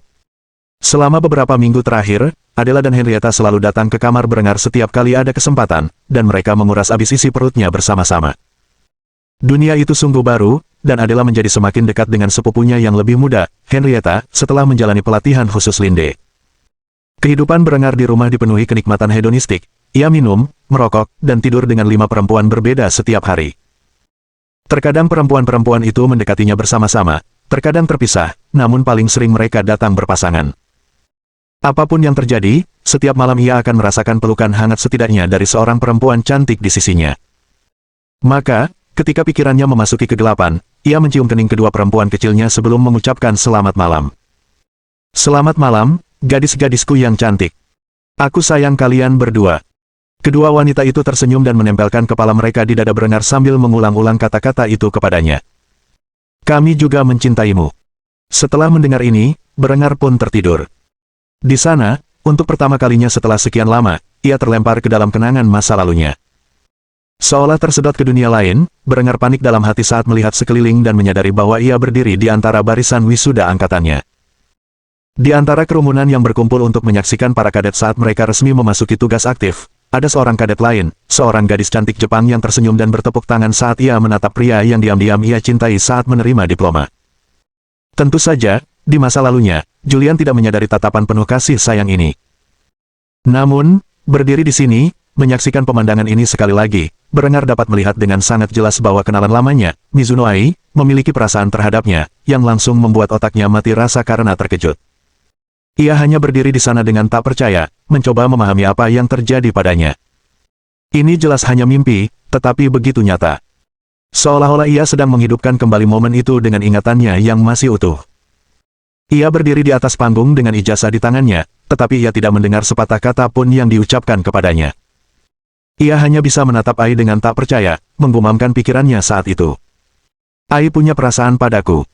Tidak mungkin, kan? Aku harus mencari tahu kebenarannya. Berengar tidak tahu apakah mimpi ini akan membuatnya mendengar kebenaran, atau hanya sekadar hasil pikirannya untuk mengisi kekosongan, tetapi ia harus tahu kebenarannya. Ia telah menghabiskan 3 dari 4 tahun kuliahnya dengan wanita yang terus-menerus mengganggunya. Jika memang benar wanita itu diam-diam memiliki perasaan padanya, ia harus mencari tahu. Maka, setelah menunggu upacara selesai, ia segera menemukan Ai di antara kerumunan dan berlari menghampirinya, mengabaikan orang tuanya yang mencoba berbicara dengannya sebelum orang lain. Ai terkejut melihat Julian menyapanya lebih dulu, tetapi ia segera memeluknya sebelum memberi selamat atas kelulusannya. Selamat. Aku tahu kamu sudah bekerja keras untuk ini selama 3 tahun terakhir, dan aku sangat senang untukmu. Aku tidak sabar menunggu kelulusanku tahun depan. Di masa lalunya, Julian tak pernah bicara dengan Ai saat ini. Orang tuanya telah memonopoli seluruh hari kelulusannya, sehingga ia tak pernah bisa mendengar kata-kata itu. Sungguh menakjubkan, meskipun tahu ini mimpi, ia merasa seolah diberi kesempatan kedua. Ia merasakan kecemasan yang mendalam di hatinya saat menatap perempuan yang paling dekat dengannya seperti teman di masa lalunya untuk pertama kalinya dalam hampir 10 tahun. Ai bisa melihat raut wajah Julian yang gelisah, dan langsung menempelkan tangannya ke dahinya, memeriksa apakah ada demam, sambil menginterogasinya dengan nada khawatir. Ada apa? Kamu sakit? Julian bisa merasakan kehangatan tangan wanita itu. Ia hampir tak percaya, rasanya ini nyata. Namun, itu mustahil. Ini pasti mimpi. Butuh beberapa saat baginya untuk bereaksi terhadap pertanyaan gadis itu sebelum menjawab. Enggak, Ai, aku baik-baik saja, sungguh. Aku cuma sedikit kewalahan, itu saja. Ai terkikik ketika mendengar ini sebelum menanggapi pernyataan Julian. Banyak banget orang di sini, iya. Jangan khawatir, aku tahu kamu nggak tahan keramaian, jadi wajar kalau kamu agak kesulitan. Tapi, menurutku kamu kelihatan keren di luar sana. Julian terkekeh saat mendengarnya sebelum dengan canggung mengalihkan pembicaraan ke arah lain. Hei, Ai, ada yang ingin kutanyakan padamu. Ini mungkin terdengar agak gila, tapi bersabarlah sebentar. Apa kau punya perasaan padaku? Kata-kata ini sulit dicerna otak Ai, wajahnya semerah stroberi. Ia tak mampu menemukan kata-kata untuk mengungkapkan perasaannya saat itu, dan terbata-bata karena terkejut. Reaksi ini langsung mengejutkan Julian, membuatnya menjawab dengan tak percaya. Astaga, kamu benar-benar melakukannya. Sudah berapa lama kamu merasa seperti ini? Butuh beberapa saat bagi Ai untuk kembali ke kenyataan, ia berusaha keras mempercayai bahwa si bodoh bebal ini akhirnya menyadari kebenaran. Ia terbata-bata saat mengakui betapa lama ia merasa seperti ini. Kalau dipikir-pikir lagi, aku sudah menyukaimu sejak tahun pertamaku. Maaf, bagaimana tepatnya kau akhirnya menyadarinya? Kupikir kau sebodoh berlian. Julian mengulurkan tangan dan mencengkeram pipi wanita itu, yang membuatnya terkejut. Rasanya begitu nyata, ia hampir tak percaya. Ia merasa jantungnya akan runtuh ke dalam lubang hitam karena butuh 2 kehidupan untuk akhirnya memahami kebenaran ini. Air mata mengalir di matanya saat ia meratapi betapa besar kesalahannya dalam hidup ini, membuatnya terisak saat ia menangkis pertanyaan gadis itu dengan pernyataan samar. Kamu tidak akan percaya kalau aku memberitahumu. Maaf, aku tidak pernah tahu. Melihat air mata di mata Julian membuat Ai menangis sendiri. Butuh waktu 3 tahun, tetapi akhirnya ia berhasil melewati beban pikiran Julian yang berat. Ia menggenggam tangan Julian dan meyakinkannya bahwa semuanya akan baik-baik saja. Tidak apa-apa, jadi kamu butuh 3 tahun untuk menyadari perasaanku. Itu tidak masalah, kita punya banyak hal yang kita nanti-nantikan sekarang. Kamu juga merasakan hal yang sama, kan? Akhirnya kita bisa bersama. Julian terhuyung ke belakang saat mendengar kata-kata itu. Jika jantungnya bisa meledak, pasti saat ini juga. Ia hanya bisa menggelengkan kepala sementara air mata berjatuhan di sekelilingnya. Tindakan itu mengejutkan gadis itu, yang yakin bahwa inilah momen penentu mereka sebagai pasangan. Julian hanya bisa berulang kali mengungkapkan rasa sesalnya, karena ia tak tahu harus berkata apa lagi. Maafkan aku. Maafkan aku benar-benar minta maaf, Ai. Seandainya aku menyadarinya lebih awal, tapi sudah terlambat. Ai merasakan hatinya hancur saat itu juga ketika ia menggenggam tangan Julian dengan tegas, dan menatap matanya. Setelah bertahun-tahun, Julian mengetahui kebenaran dan menolaknya. Nasib kejam macam apa ini? Ai tak kuasa menahan diri untuk mempertanyakan kewarasan Julian saat mendengar ini. Apa maksudmu? Sudah terlambat. Kita di sini sekarang. Akhirnya kita punya kesempatan untuk bersama, dan kau mau pergi begitu saja. Julian menyeka air matanya dan memasang ekspresi muram. Seolah-olah hatinya telah membusuk dan tak bernyawa lagi, bahkan bukan lagi mayat. Air matanya telah mengering saat ia mengucapkan kata-kata itu dalam benaknya. Maafkan aku Ai, sungguh. Seandainya aku tahu lebih awal, kita bisa bersama, tapi aku sudah mati, dan ini hanya mimpi untuk mengingatkanku akan apa yang telah hilang. Maafkan aku berharap kita bisa bersama. Sungguh. Setelah mengatakan itu, Julian pergi, melayang tak bernyawa ke arah orang tuanya yang sedang menunggunya, meninggalkan satu-satunya gadis yang pernah menyukainya dalam hidup ini, patah hati dan berlinang air mata. Berengar terbangun dari mimpinya saat itu juga dan menatap cahaya pagi dengan air mata berlinang. Ia berharap mimpi itu tak pernah ada. Kini setelah ia mengetahui kebenarannya, mimpi itu akan membekas di hatinya seumur hidup. Maka, ia menatap kedua putri tidur di sebelahnya dan mendesah berat sebelum mengeluarkan sebotol whisky yang ia simpan di laci terdekat. Ia menatap isi botol yang setengah mabuk itu sejenak dalam diam sebelum meneguknya dalam-dalam. Tak ada yang bisa ia lakukan tentang masa lalu. Ia hanya bisa menjalani hidup ini sepenuhnya, mulai sekarang. Bab 757 Kekuatan Misterius di Barat Jauh. Itami duduk di aula besarnya, memandangi para penasihat dan kepala berbagai sektor pemerintahan. Selama berbulan-bulan sejak ia mengembangkan rencana untuk kapal-kapal angkatan laut barunya, ia telah berusaha sebaik mungkin untuk memodernisasi angkatan bersenjatanya dan memperluas pengaruhnya di seluruh wilayah. Karena pasukannya lebih kecil daripada Berengar, ia dapat mempersenjatai mereka dengan senjata-senjata terbaru yang ia kembangkan jauh lebih cepat daripada Berengar. 30.000 orang telah bersumpah setia kepada Dewi Perang, dan kini ia siap menyerang. Akan tetapi, sebelum ia dapat melancarkan invasi ke sasaran pertamanya untuk ekspansi kekaisaran, beberapa berita yang meresahkan datang dari Menteri Perdagangannya, yang meletakkan sebuah alat di atas meja yang berasal dari seorang pedagang yang telah melakukan perjalanan ke tanah yang dikenal Itami sebagai India. Alat ini bukan arkebus biasa, melainkan senapan flintlock berulir. Bagaimana orang India mendapatkan alat semacam itu? Melalui perdagangan mereka dengan Kekaisaran Timurid yang, melalui korupsi internal, menjual beberapa senjata yang seharusnya diberikan kepada pasukan mereka yang terlibat dalam perang melawan gereja Katolik. Itami melotot tajam ke arah senjata yang seharusnya tidak ada di era ini dan langsung bertanya kepada Menteri Perdagangan bagaimana ia mendapatkan senjata tersebut. Kono-san, dari mana kamu mendapatkan senjata ini? Menteri Perdagangan lanjut usia yang dikenal dengan nama Kono Masakuni dengan lemah bangkit dari tempat duduknya sambil mengutarakan apa yang diketahuinya tentang senapan laras panjang itu. Saya menerima senjata api ini dari salah satu pedagang kami yang berkelana ke Kekaisaran Bengal di barat. Di sana, melalui kontak dengan tetangga barat mereka, Kekaisaran Anangpur memperoleh senjata ini melalui perdagangan. Tampaknya ini merupakan bentuk Tanegashima yang lebih maju yang biasa kami gunakan di militer kami. Awalnya, saya ingin mengatakan bahwa kita seharusnya khawatir. Namun, berkat upaya yang mulia, pasukan kita kini dilengkapi dengan senjata yang jauh lebih canggih. Oleh karena itu, saya rasa kita sebaiknya menganggap Kekaisaran Bengal dan Anangpur sebagai rekan yang setara. Meskipun berbagai kepala negara menyetujui pendapat Menteri Perdagangan, Itami tetap tidak yakin. Setelah menyadari bahwa senjata ini berasal dari negara asing, Itami langsung dilanda kepanikan yang luar biasa. Ia selalu percaya bahwa dirinya lah satu-satunya reinkarnasi di dunia, sehingga memberinya keuntungan yang sangat besar.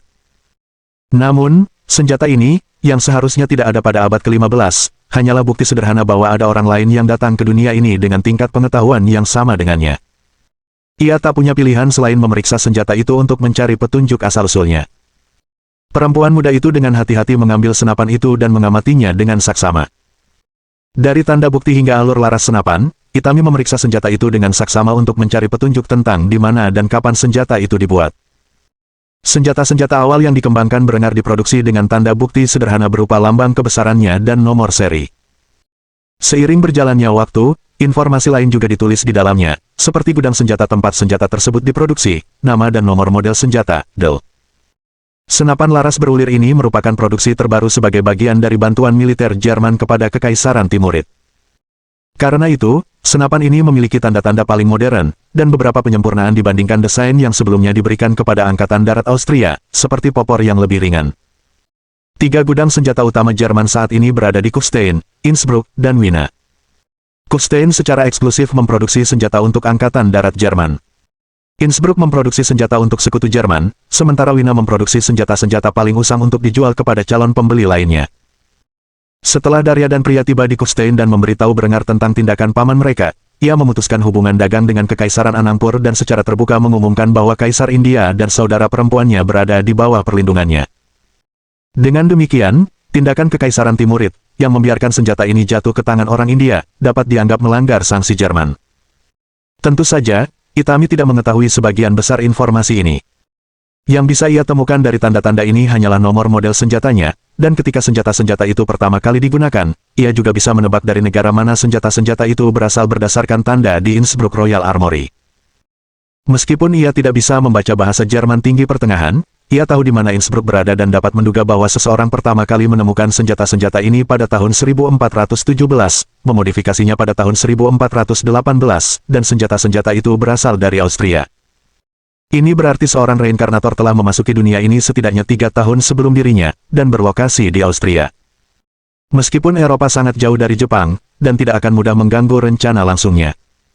Reinkarnator ini, siapapun dia, memiliki keuntungan memasuki dunia ini 3 tahun lebih awal darinya.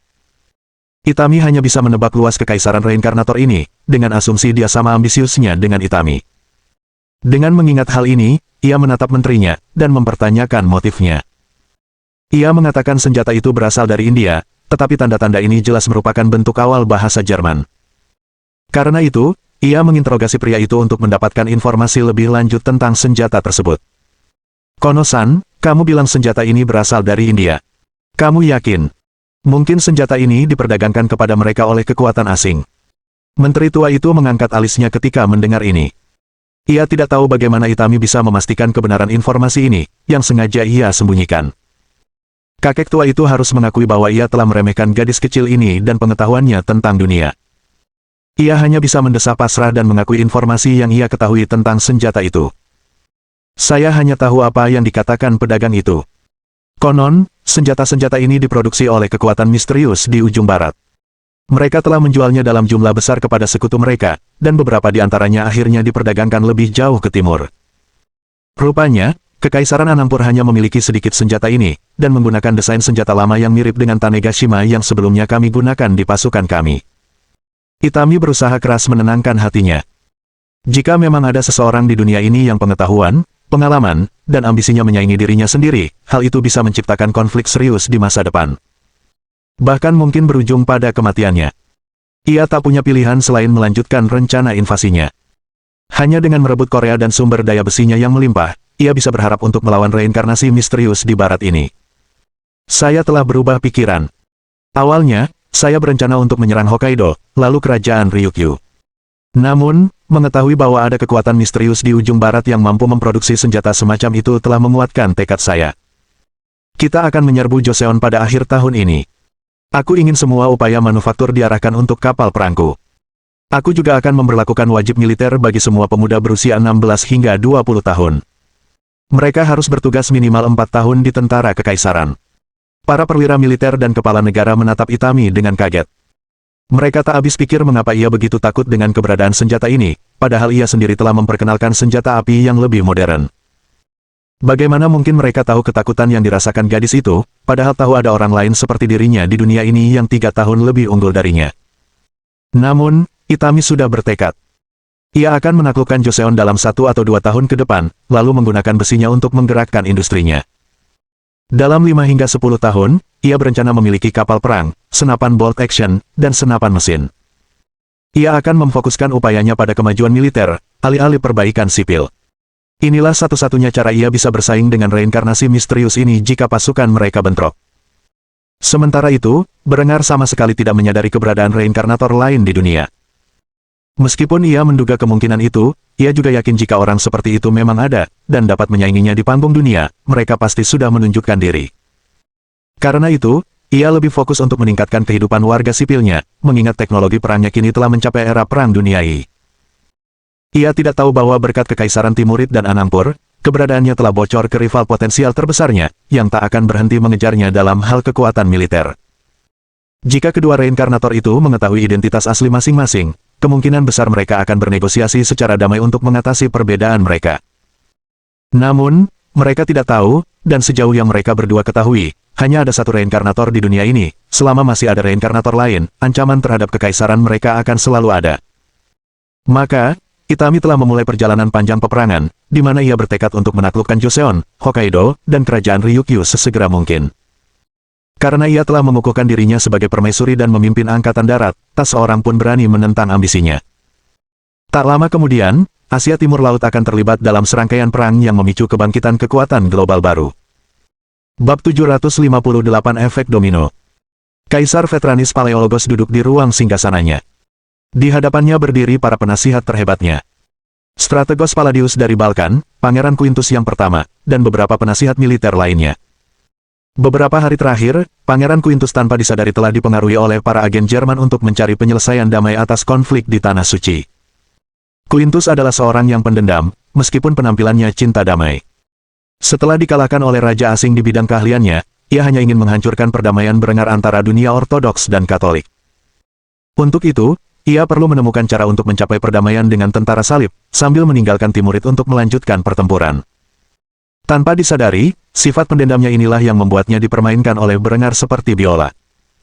Kekaisaran Bizantium dan Timuriah telah menderita kekalahan demi kekalahan sejak perang salib ini dimulai. Namun, belakangan ini kerugian mereka sangat besar, dan ini terjadi karena Berengar secara diam-diam mulai membocorkan teknologi pembuatan senapan dan bubuk mesiu kepada pihak lawan.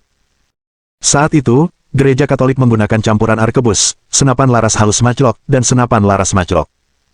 Pasokan meriam Drake juga semakin meningkat, karena itu, musuh Kekaisaran Bizantium dan Timurid memiliki jangkauan tembak yang lebih unggul dengan senjata mereka. Meskipun pasukan Prancis hancur dan terpaksa mundur ke tanah air, negara-negara Katolik yang tersisa tetap mendukung perang salib dan bahkan berhasil merebut wilayah yang lebih luas, mendesak pasukan Bizantium dan Timurid keluar dari Suriah, Palestina, dan memperluas wilayah mereka hingga ke perbatasan Mesir. Vetranis praktis seperti mencabut rambut dari kepalanya saat ia berusaha menemukan solusi untuk krisis ini. Ia telah berjuang selama bertahun-tahun untuk menghubungkan kembali perbatasan Kekaisaran Romawi Timur dengan keadaannya saat perpecahan Roma pada tahun 395 M, dan dalam setahun, ia telah kehilangan Suriah Palestina. Hal ini tidak dapat diterima, dan karena itu ia segera menyuarakan ketidakpuasannya kepada para penasihat militernya. Bagaimana umat Katolik mendapatkan teknologi senapan? Lebih penting lagi, dari mana mereka mendapatkan bubuk mesiu? Adakah yang tahu jawaban atas pertanyaan ini? Palladius, yang memiliki jaringan mata-mata terbesar di Kekaisaran Bizantium, dengan cepat menyuarakan kesimpulan yang didapatnya setelah menyelidiki masalah ini. Kontak kami di intelijen Jerman memberitahu kami bahwa ada mata-mata yang membocorkan teknologi itu kepada pihak Katolik. Dia sudah ditangani. Mengenai bubuk mesiu, kami yakin itu berasal dari India dan diangkut oleh Golden Horde. Jadi, kecuali Anda ingin membuka front utara dalam perang ini, saya sarankan kita terima saja keadaannya apa adanya. Vetranis sulit menerima kabar ini, tetapi yang bisa ia lakukan hanyalah mendesah pasrah. Pada saat inilah Quintus menyuarakan kekhawatirannya. Bapak, pasukan kita sudah terkuras, dan kecuali kita mau menerima tentara dari Balkan, tidaklah bijaksana untuk terus berperang. Kita perlu menemukan solusi damai untuk masalah ini. Saya sarankan kita membuka negosiasi dengan Kepausan, agar kita bisa mencapai semacam kesepakatan mengenai Tanah Suci. Jika kita terus berperang, kita tidak hanya akan bangkrut, tetapi juga akan kehilangan jauh lebih banyak daripada yang telah kita hilangkan. Mendengar kata bangkrut, Vetranis langsung menggigil ketakutan. Ia tahu bahwa ia sedang menguras kas kekaisaran dengan cepat untuk membiayai perang ini. Sial, sebagian besar senjata dan perlengkapan perang yang diperlengkapi pasukannya berasal dari Jerman, dan meskipun mereka mendapat diskon, biayanya terasa seperti lubang uang yang tak ada habisnya. Palladius ingin membantah hal ini, tetapi ia sudah menjalin aliansi rahasia dengan Berengar, dengan tujuan menempatkan Alexandros di atas tahta. Ia tahu betul rencana Kaisar dan membiarkan Quintus meyakinkan ayahnya untuk menyetujui perjanjian yang membawa malapetaka. Maka, ia duduk dan mendesah, menyadari bahwa ia akan mengutuk kekaisaran selama beberapa tahun dengan harapan seorang pemimpin sejati dapat bangkit dari keputusasaan dan memimpin mereka menuju kejayaan mereka sebelumnya. Setelah menyadari kebisuan Palladius, Quintus terus meyakinkan ayahnya untuk bernegosiasi dengan pasukan Katolik. "Ayah, dengarkan kata-kataku. Konflik lebih lanjut hanya akan menghancurkan kekaisaran. Kita harus bernegosiasi. Sekalipun sekutu Timurid kita ingin melanjutkan pertempuran." Vetranis sedikit khawatir Sultan Salan tidak akan menyetujui perdamaian, dan akan terus berperang melawan pasukan tentara salib hingga pasukannya benar-benar habis. Namun, apa yang dikatakan Quintus memang benar. Mereka sudah berada di titik kritis secara finansial. Jika mereka melanjutkan perang ini, mereka akan berutang kepada sekutu Jerman mereka, dan itu adalah sesuatu yang tidak akan pernah dilakukan Vetranis lagi. Berengar adalah bajingan yang licik, dan Vetranis tahu betul hal ini. Terakhir kali ia berutang kepada Kaisar, si brengsek licik itu telah menjebaknya dalam utang, dan menuntutnya dengan sangat keterlaluan sebagai imbalan pembatalan sebagian utangnya. Hal itu memaksa Vetranis untuk menyerahkan putrinya kepada bajingan poligami itu, belum lagi tanah di Mesir. Ia khawatir akan tuntutan apa yang akan diajukan pria itu ketika kekaisaran tidak mampu melunasi utangnya kali ini.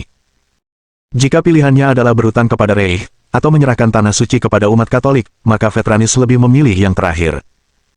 Lagi pula, ia selalu bisa mendapatkan kembali tanah yang dirampas tentara salib dalam beberapa tahun. Kaisar Bizantium tidak tahu apa yang diinginkan rekan Jermannya darinya, tetapi apapun yang diminta sang kaisar sebagai imbalan atas pembatalan utang ini, ia tahu dalam hatinya bahwa itu akan terlalu berat untuk disetujui. Karena itu, ia hanya bisa mendesak pasrah dan menyetujui permintaan putranya untuk solusi damai atas konflik tersebut. "Baiklah, saya akan mengirim pesan kepada Paus, menyampaikan niat saya untuk berdamai. Kita akan bertemu di tempat netral dan membahas secara tuntas cara mengakhiri perang ini. Kita tidak boleh berutang lagi kepada Reich. Sebaliknya, kita akan menanggung kerugian ini, dan perlahan-lahan membangun kembali kekuatan militer kita hingga kita dapat merebut kembali tanah suci dari para bajingan Katolik itu." Quintus senang dengan kesepakatan ini, dan Palladius hanya mengangguk setuju. Dalam hati, ia tahu bahwa perjanjian damai itu akan berakhir dengan bencana bagi kekaisaran Bizantium. Paus mendengarkan bisikan-bisikan agen Berengar tentang perdamaian yang penuh dendam di timur. Tentu saja, gagasan ini disebut-sebut sebagai sarana propaganda untuk menunjukkan apa yang terjadi pada mereka yang berpihak pada Jerman. Pada saat Vetranis resmi menyerah, kekaisaran Bizantium akan terlilit utang kepada kepausan, pasukan mereka akan terbatas, dan para tentara salib akan menyita tanah mereka di selatan Anatolia. Hal ini akan menyebabkan kemiskinan di antara rakyat, karena banyak pengungsi melarikan diri dari bekas batas kekaisaran dan masuk ke enklave yang terbentuk di Balkan dan Asia Kecil. Tidak diragukan lagi, Decentius dan Vetranis akan bertanggung jawab atas perjanjian yang buruk ini, dan pada saat kaisar saat ini meninggal, akan ada tuntutan agar seseorang selain Decentius untuk mengklaim tahta. Ketika ini terjadi, hanya akan ada dua kandidat. Satu adalah adik Quintus yang pemabuk dan suka merayu, yang tidak didukung siapapun. Yang lainnya adalah keturunan putri Honoria yang tercinta, dan suaminya, seorang pria yang terkenal karena membawa Jerman ke tingkat yang lebih tinggi. Siapapun yang akan dipilih sudah pasti, tetapi untuk berjaga-jaga, Palladius, dengan dukungan Reich, akan mengumpulkan faksinya, dan para elang, untuk mendukung Alexandros ketika saatnya tiba. Dengan dukungan Berengar, kekuasaan Decentius sebagai Kaisar Bizantium hanya akan berumur pendek, dan setelah kudeta yang sukses, Alexandros akan diberikan tahta. Palladius hanya bisa mengagumi tingkat intrik yang dilalui Berengar untuk mewujudkan masa depan ini. Lagi pula, jebakan utang tidak akan memaksa Vetranis untuk menunjuk Alexandros sebagai penggantinya, terutama sekarang karena ia semakin paranoid akan kemungkinan digulingkan oleh Kaisar. Kematian Hasan, dan pewarisan kerajaannya oleh putra Berengar, Gazi, membuat Vetranis khawatir hal serupa akan terjadi padanya. Lagi pula, ia telah menikahkan putri tunggalnya dengan Kaisar melalui perkawinan matrilineal. Awalnya, Vetranis tidak mengerti alasan Berengar begitu bersemangat menyerahkan keturunannya dengan Honoria kepada dinasti ibu mereka. Namun, dengan peristiwa terkini di Ibria, ia kini memahami niat Berengar yang sebenarnya. Tentu saja Berengar telah memperhitungkan paranoia ini, sehingga ia tidak mencoba bernegosiasi melalui diplomasi jebakan utang seperti yang dilakukannya untuk mengamankan pernikahannya dengan Honoria. Sebaliknya, ia memilih pendekatan yang lebih kejam, yang bahkan tidak akan diduga oleh Vetranis dalam paranoianya. Dengan penundaan pertemuan ini, Kaisar Bizantium akan segera bertemu dengan Paus dan tanpa disadari menjatuhkan domino pertama yang pada akhirnya akan mengukuhkan Alexandros sebagai Kaisar Timur di masa depan. Sedangkan Quintus, ia telah memainkan perannya dengan sempurna. Yang harus dilakukan Berengar sekarang hanyalah menunggu beberapa tahun dan menuai hasil dari rencananya. Bab 759 memikirkan kembali kota. Berengar berdiri sendirian di ruang perangnya. Ia terjaga semalaman, selama 3 malam terakhir, mengerjakan proyek ini sambil duduk di hadapannya. Di atas meja besar terdapat replika miniatur kota Kustein, termasuk lantai bawah tanah tempat saluran pembuangan saat ini berada. Berbeda dengan kota Kustein yang sebenarnya, replika ini mengalami beberapa perubahan besar. Yang paling menonjol adalah perbaikan terbarunya pada jaringan listrik dan lampu jalan. Namun, ada beberapa pengecualian penting lainnya. Lampu lalu lintas, rambu berhenti, jalur sepeda, dan halte bus semuanya ditambahkan di permukaan kota. Di bawah kota, terdapat jaringan pipa dan fasilitas penyimpanan yang dirancang untuk memungkinkan pemindahan dan penyimpanan biodiesel agar dapat dipompa ke sistem transportasi umum yang dirancang Berengar. Di jalanan, bus-bus tingkat melaju sepuasnya mengangkut warga sipil dari satu ujung kota ke ujung lainnya. Di samping mereka, truk-truk pengangkut barang dari pedesaan ke kota-kota. Kota miniatur Kustein tampak hidup dan makmur, sementara Berengar tersenyum padanya. Akhirnya, sang kaisar mengalihkan pandangannya dari distrik perdagangan ke distrik istana, di mana pandangannya jatuh di depan istana kerajaan, tempat sebuah mobil kecil yang terinspirasi Mercedes-Benz 770 terparkir di jalan masuk. Di sekelilingnya terdapat patung-patung miniatur Berengar dan keluarganya yang dipahat dengan presisi. Kota miniatur ini adalah contoh masa depan Kustein. Berengar telah merancang segala sesuatu dalam replika ini untuk digunakan di dunia nyata. Ia telah bekerja keras sejak kembali dari Afrika, mengembangkan teknologi yang dibutuhkan untuk memajukan Jerman menuju era listrik dan mesin pembakaran. Ia hanya perlu menunggu teknologi tersebut diproduksi dan diimplementasikan. Dalam beberapa tahun, Kustein, dan banyak kota besar Jerman lainnya, akan terlihat seperti ini, kurang lebih. Saat ia sedang bermain-main dengan figur-figur itu, pintu kamar terbuka dan memperlihatkan sosok Putri Henrietta yang berlekuk. Gadis itu memiliki kantung mata, dan rambutnya berantakan. Sepertinya ia bangun selarut Berengar, bekerja keras memastikan keuangannya siap untuk mendanai renovasi seluruh kota ini. Ia tersenyum ketika melihat kakak laki-lakinya, lalu menyerahkan laporan pengeluaran sambil mencium pipinya. Semuanya sudah selesai. Angka-angkanya sudah dihitung, dananya sudah tersedia. Kami akan segera mulai menambahkan rencana Anda ini ke proyek infrastruktur besar yang sedang berlangsung. Berengar tersenyum dan membelai rambut pirang halus adiknya sambil memeluknya erat. Ia memuji kerja keras adiknya sebelum mengecup keningnya. Itu Henriettaku. Aku tahu aku bisa mengandalkanmu. Kau memang yang terbaik. Henrietta tersenyum manis sambil tersipu malu menerima pujian seperti itu dari kakak laki-lakinya yang berharga. Seandainya dia punya ekor, dia pasti sedang mengibaskannya saat ini. Dia begitu asyik dalam pelukan kakaknya sehingga baru detik ini dia menyadari replika kota itu. Berengar memperhatikan tatapan ingin tahunya dan mengajukan pertanyaan yang ada di benaknya. Kamu ingin melihatnya? Henrietta mengangguk patuh, membuat Berengar tersenyum sebelum membawanya ke replika. Inilah Kustein, atau lebih tepatnya, inilah rupa Kustein beberapa tahun lagi. Bukankah ini megah? Henrietta mengamati kota dan segala isinya dengan saksama. Sungguh menakjubkan di matanya. Ia takjub melihat betapa besar perhatian yang diberikan Berengar untuk ini. Terlebih lagi, ia takjub melihat betapa luasnya wilayah keluarga mereka telah berkembang dalam 1 dekade di bawah pemerintahan kakaknya. Ia tak kuasa menahan diri untuk mengungkapkan kekagumannya. Sungguh menakjubkan.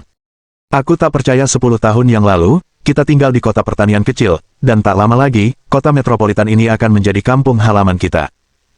Banyak yang telah berubah sejak kau berkuasa. Kau sekarang seorang kaisar, dan aku seorang putri kerajaan. Terkadang sungguh menakjubkan betapa jauhnya kita telah melangkah. Setelah mengatakan ini, tatapan Henrietta beralih sepenuhnya ke istana kerajaan, tempat ia melihat miniatur-miniatur yang mewakili keluarga tersebut. Ia tersenyum ketika melihat patungnya sendiri. Setelah beberapa saat, ia dengan hati-hati menghitung jumlahnya sebelum menyampaikan kekhawatirannya. Kakak, ada yang hilang. Berengar memandangi pemandangan keluarganya yang berdiri di luar mobil dan mengamati dengan saksama angka-angkanya. Ia telah berusaha keras untuk memahat seluruh keluarganya secara akurat untuk replika ini, dan ia tahu pasti ia telah mendapatkan semua anggota keluarganya, jadi setelah menceritakan kembali ia menyangkal tuduhan ini. Tidak, aku tidak. Kurasa aku akan tahu kalau aku lupa memahat figur salah satu anakku. Namun, Henrietta memasang ekspresi genit saat ia melingkarkan tangan Berengar di perutnya. Setelah itu, ia membisikkan sesuatu di telinga Berengar. Kamu kehilangan si kecil ini. Berengar terkekeh saat mencium kening gadis itu sebelum memeluknya. Kamu hamil lagi. Astaga, Ada apa dengan kalian, gadis-gadis? Henrietta mencemooh dan berpura-pura tersinggung saat mendengar ini. Yah, mungkin kalau kamu pakai pengaman, kejadian kayak gini nggak akan sering terjadi. Lagi pula, ini baru anak kedua kita. Aku ketinggalan dari yang lain. Berengar menggigil saat mendengar kata perlindungan sebelum menolak gagasan tersebut. Ide memakai kondom yang terbuat dari usus kambing bikin saya ngeri. Lebih baik saya ambil saja dan coba-coba. Jawaban ini membuat Henrietta terkikik sambil memegangi Berengar sambil mengolok-oloknya. Yah, tampaknya peluangnya tidak memihakmu, kakakku tersayang. Giliran Berengar yang mengolok-olok Henrietta sambil mengetuk hidungnya dengan jarinya. Hei, aku keponakanmu, ingat. Henrietta cemberut sambil melepaskan diri dari genggaman Berengar ketika ia mengatakan hal itu dan berjalan menuju pintu. Saat itu, Berengar mengira ia telah membuat gadis itu kesal dengan pernyataannya itu, dan langsung mengikutinya. Anehnya, ia berbalik dengan senyum nakal di wajahnya dan menciumnya sebelum berkata, baiklah, Berengar, aku akan pergi. Aku tidak menganggapnya sebagai kanon. Sekarang, kakak, ayo mandi sebelum yang lain bangun. Berengar terkekeh mendengar ini dan membiarkan dirinya ditarik dengan pergelangan tangan. Ia sendiri telah mengucapkan kalimat yang sama lebih dari sekali di masa lalunya sebagai tanggapan atas karya-karya besar tertentu yang mengarah ke arah yang tidak disukainya, tetapi ia tidak pernah menyangka adiknya akan mengatakannya tentang garis keturunan mereka. Tak lama kemudian, ia akan masuk ke kamar mandi, tempat ia dan Henrietta melepas pakaian mewah mereka sebelum bersantai di bak mandi mereka yang seukuran kolam renang. Henrietta duduk di pangkuan Berengar, membiarkan kakaknya membersihkan setiap inci tubuhnya, sebelum ia membalasnya. Saat mereka selesai bersenang-senang, anggota keluarga lainnya terbangun, dan keduanya terpaksa mempersingkat waktu bersama. Lagi pula, Adela pasti akan cemburu jika tahu mereka berdua sudah bersama tanpa dirinya, dan tak satu pun dari mereka mau mendengarkan monolognya yang penuh amarah. Dengan perencanaan ini, kota-kota Kekaisaran Jerman akan memasuki tahap evolusi berikutnya. Kota-kota yang belum sepenuhnya terindustrialisasi akan langsung tergeser dari era uap dan memasuki dunia listrik. Berengar memiliki rencana 10 tahun. Rencana ini adalah agar Reich memasuki tingkat teknologi era Perang Dunia I di seluruh perbatasan tanah air. Dengan mendesain ulang kota-kota tersebut, ia telah mencapai langkah pertama dalam perjalanan selama 1 dekade ini. Bab 760 Aku akan membuatmu menjadi seorang pria. Berengar duduk di kantornya dengan ekspresi tegas di wajahnya sambil menopang dagu dengan kedua tangannya yang terlipat. Di depannya, anak sulungnya, Hans von Kufstein, tampak gugup. Berengar sudah lama ingin berbicara dengan anak itu, setelah aksinya di sekolah. Namun, jadwalnya sangat padat, sehingga ia harus menunggu lebih dari seminggu untuk membicarakan hal ini. Hans menggeliat gelisah di kursinya. Satu-satunya hal yang lebih membuatnya takut daripada ibunya saat marah adalah ayahnya. Ia menyadari mengapa ia duduk di hadapan tiran paling berkuasa di dunia ini dan menarik napas dalam-dalam untuk menenangkan diri sebelum mendengarkan omelan ayahnya. Kau tahu kenapa kau ada di sini, kan, Hans? Anak lelaki itu tetap diam sambil menganggukkan kepalanya tanda setuju, memberi isyarat kepada ayahnya untuk melanjutkan ceramahnya. Kau menamparkan wajah tunanganmu di depan penonton. Tahukah kau apa kata orang-orang tentang itu? Anak asuh kaisar menjalani hidup yang penuh dengan kekerasan. Pangeran Jerman kejam terhadap perempuan, dan sebagainya. Aku telah bekerja keras untuk membangun gengsi dan martabat keluargaku, sampai-sampai nama von Kufstein mengundang rasa takut sekaligus hormat di seluruh dunia. Dengan sedikit kekerasan yang kau tunjukkan, orang-orang mulai menjelek-jelekkan keluarga kita. Mereka yang punya agenda tertentu telah memanfaatkan tindakanmu untuk memfitnah dinasti kita. Aku tahu ibumu telah memintamu untuk meminta maaf kepada gadis itu. Apakah kau sudah melakukannya? Hans menggelengkan kepalanya dengan canggung saat dia menjawab pertanyaan ayahnya dengan jujur. Tidak, ayah, dia tidak ingin melihatku. Berengar mengangguk dalam diam selama beberapa menit sebelum bangkit dari tempat duduknya. Ia menatap keluar jendela selama beberapa detik sebelum menjawab putranya. Tahukah kamu mengapa memukul seorang wanita adalah hal yang tidak pantas? Sang pangeran meremas tangannya beberapa saat sebelum menjawab pertanyaan itu, karena tidak yakin dengan jawaban yang dicari ayahnya. Karena tidak ada alasan yang sah untuk melakukannya. Berengar mencibir ketika mendengar ini sebelum menatap anak laki-laki itu dengan jijik. Omong kosong. Apa ibumu bilang begitu? Tipikal. Hans, ada banyak alasan untuk memukul perempuan. Asal jangan sampai kau melakukannya. Apalagi di depan umum. Kenapa? Karena mereka lebih lemah dari kita. Sebagai salah satu calon pewarisku, jujur saja, siapa di sini yang paling mungkin menggantikanku saat aku pensiun nanti? Kau harus jaga posisimu dan jangan pernah menggunakan kekuasaanmu untuk menindas orang yang lebih lemah darimu. Veronica tidak menghormatimu, apalagi di depan umum. Percayalah, aku mengerti keinginan untuk menempatkan seorang wanita pada tempatnya ketika dia melakukan itu. Namun, ada banyak cara untuk mendisiplinkan wanita jalan ketika dia bertingkah. Namun, kamu melakukannya dengan nyaman dan aman di rumahmu sendiri. Kamu tidak boleh marah di depan umum dan memukulnya. Itu sungguh perilaku yang memalukan. Ibumu bilang kamu perlu minta maaf ke Veronica.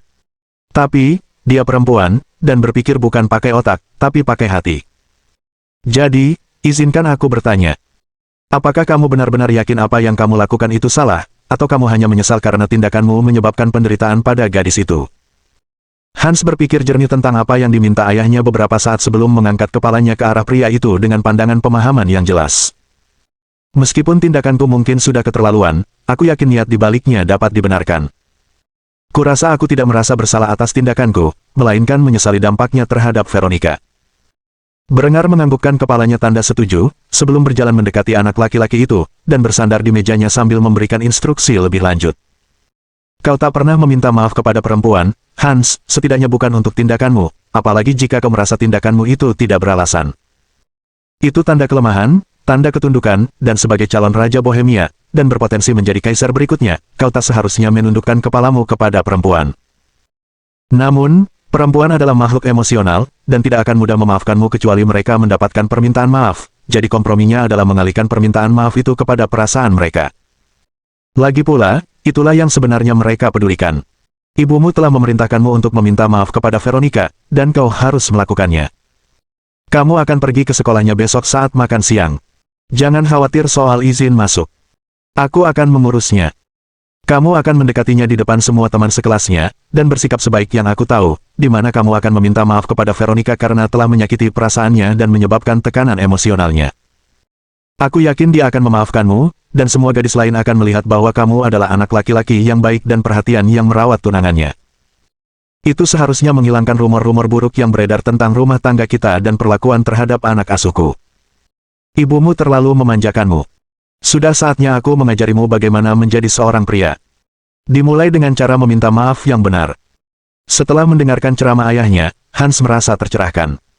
Kata-kata ayahnya sungguh membuka matanya terhadap dinamika kekuatan di balik hubungan.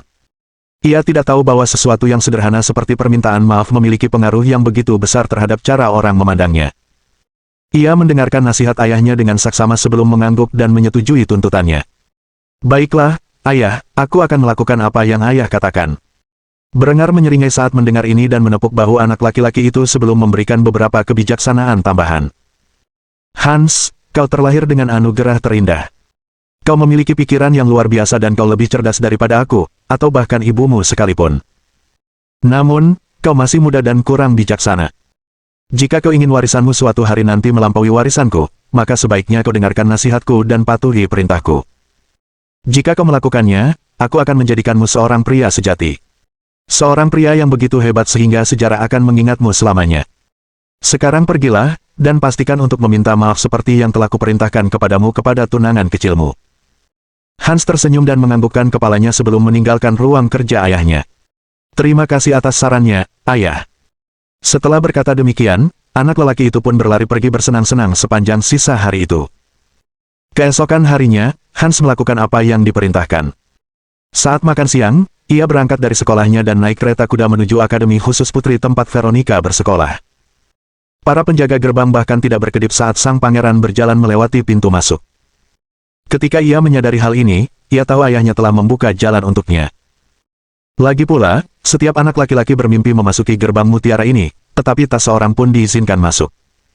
Hans akan menjadi anak laki-laki pertama yang memasuki sekolah ini sejak didirikan. Saat ia berjalan menyusuri lorong-lorong, gadis-gadis yang tidak berada di kafetaria berbisik-bisik dan terkikik. Mereka terkejut melihat seorang anak laki-laki memasuki lorong-lorong suci sekolah mereka, tetapi mereka semua tahu identitasnya dan tak seorang pun berani menghalangi kemajuannya. Akhirnya, Hans mendapati Veronica duduk di kafetaria bersama beberapa temannya, yang langsung menatapnya dengan heran. Melihat ekspresi mereka, Veronica berbalik dan mendapati tunangan kecilnya menatapnya dengan hangat. Ia cemberut melihat anak laki-laki yang telah menjauhinya dengan brutal di depan teman-teman sekelasnya, lalu memalingkan muka, tak ingin menatap mata Hans. Melihat ini, Hans terkekeh sebelum memberikan setangkai mawar yang ia sembunyikan di balik lengan bajunya kepada Veronica. Veronica, kita perlu bicara.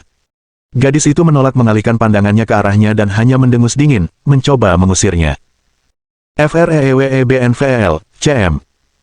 Tidak ada yang perlu kita bicarakan, Hans. Semua mata tertuju pada mereka berdua saat mereka berusaha menyelesaikan perselisihan, sementara para gadis bergosip di latar belakang. Akhirnya, Hans menghela napas sebelum memaksakan mawar itu ke tangan Veronica. Ia menarik napas dalam-dalam sebelum meminta maaf. Veronica, maafkan aku karena telah menyakiti perasaanmu. Aku tahu ini tidak berarti apa-apa, tapi setelah kejadian itu, aku sempat berpikir, dan aku menendang Numi ke pinggir jalan. Kalau ini antara kamu dan dia, aku akan selalu memilihmu. Kamu tahu itu, kan? Veronica tersipu mendengar permintaan maaf itu dan menundukkan kepalanya. Gadis-gadis di kafetaria berbisik-bisik satu sama lain. Mereka mendengar pangeran menamparnya, tetapi mereka tidak tahu alasannya. Mereka tidak pernah menduga bahwa itu karena cinta segitiga. Rasanya seperti sedang menonton sinetron di depan mata mereka, dan mereka semua menelan ludah. Sang putri Bohemia bahkan tidak menyadari bahwa Hans tidak meminta maaf atas tindakannya, dan ia juga tidak berjanji untuk tidak pernah menyentuhnya lagi. Ia telah cukup memperhatikan ayahnya untuk tahu cara memanipulasi hati seorang wanita. Tentu saja, dengan kecerdasannya dan nasihat ayahnya, Hans mampu merumuskan permintaan maaf yang tepat. Permintaan maaf yang mengalihkan perhatian dari rasa bersalah dan tanggung jawab, sekaligus menyuapi gadis itu persis apa yang ingin didengarnya.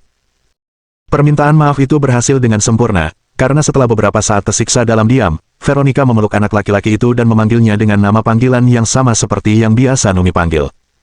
Hansi. Setelah memeluknya, dia cemberut sekali lagi sebelum menarik-narik pipinya. Dasar bocah nakal, kau membuatku menderita sekali. Kau berutang padaku. Hans menahan siksaan itu sebelum bertanya apa yang diinginkan gadis itu darinya. Apa saja, tanyakan saja. Gadis itu akhirnya melepaskan pipinya, di mana dia memasang ekspresi malu sambil menyentuhkan jari telunjuknya. Teh. Waktunya minum teh, Sabtu ini, hanya kita berdua. Menanggapi hal ini, sang pangeran terkekeh sebelum menanggapi tuntutan gadis itu dengan senyum lebar di wajahnya. Tentu.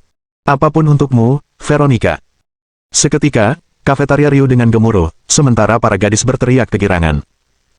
Meskipun usia pasangan kerajaan terpaut beberapa tahun, pemandangan itu tetap menawan bagi banyak gadis yang hanya bisa bermimpi memiliki tunangan mungil nan menggemaskan. Mereka yang berasal dari kalangan bangsawan sudah bertunangan dengan pria yang jauh lebih tua, dan ketika mereka melihat Veronica dan Hans bersama, mereka tentu saja cemburu. Akhirnya, permintaan maaf kecil Hans ini menyebar luas di seantero kota, mengakhiri rumor-rumor buruk tentang pelecehan. Veronica telah melupakan pertengkaran kecilnya, dan akan tetap menjaga hubungan baik dengan tunangannya. Meskipun Linde telah mengakhiri hubungan Hans dengan Numi, Hans tidak gentar untuk terus bersamanya. Ia bersumpah untuk mencari cara agar bisa bersama Numi, semata-mata karena dendam terhadap ibunya, dan tunangannya, yang memaksanya mengakhiri hubungan tersebut.